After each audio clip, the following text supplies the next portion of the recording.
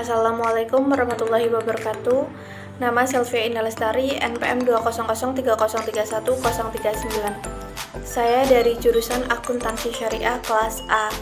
Di sini saya akan membuat video terkait dengan mata kuliah pokok dari Akuntansi Keuangan Syariah untuk memenuhi tugas dari mata kuliah Teknologi Informasi dan Komunikasi. Sebelum saya membahas mata kuliah pokok Akuntansi Keuangan Syariah, di sini saya akan memberikan pengertian dari akuntansi syariah. Jadi, akuntansi syariah ialah proses akuntansi yang berdasarkan pada prinsip-prinsip syariah baik dari siklus akuntansinya maupun pencatatannya. Maksudnya adalah suatu sistem yang mengatur kegiatan mencatat, menggolongkan, dan meringkas, melaporkan, serta menganalisa data-data keuangan menggunakan prinsip-prinsip yang sesuai dengan nilai ajaran Islam. Sedangkan untuk mata kuliah pokok dari akuntansi keuangan syariah yang pertama yaitu ada pengantar akuntansi yang memberikan gambaran bagaimana proses pembuatan laporan keuangan atau siklus akuntansi dalam satu periode akuntansi, biasanya untuk perusahaan jasa dan perusahaan dagang. Proses ini diawali dengan pemahaman tentang jenis dan sifat dari badan usaha, kemudian jenis transaksi, dan persamaan dasar akuntansi, saldo normal suatu akun, dan melakukan pencatatan terhadap transaksi tersebut dalam bentuk jurnal. Berdasarkan pencatatan tersebut, kemudian dibuatkan laporan keuangan yang sesuai dengan standar yang berlaku umum. Untuk proses pelaporan keuangan, berdasarkan PSAK atau Pernyataan Standar Akuntansi Keuangan, dan IFRS atau International Financial Reporting Standard. Yang kedua yaitu akuntansi keuangan menengah.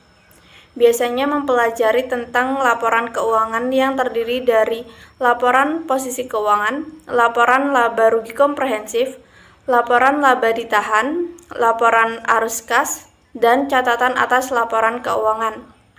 Kemudian, perlakuan akuntansi itu terdiri dari pengakuan, pengukuran, penyajian, dan pengungkapan. Yang selanjutnya adalah analisis akun-akun aset lancar dan aset tetap dalam laporan keuangan. Yang ketiga adalah akuntansi keuangan lanjutan, yang mempelajari tentang pembentukan persekutuan atau penggabungan usaha yang biasanya disebut dengan merger dalam kombinasi bisnis.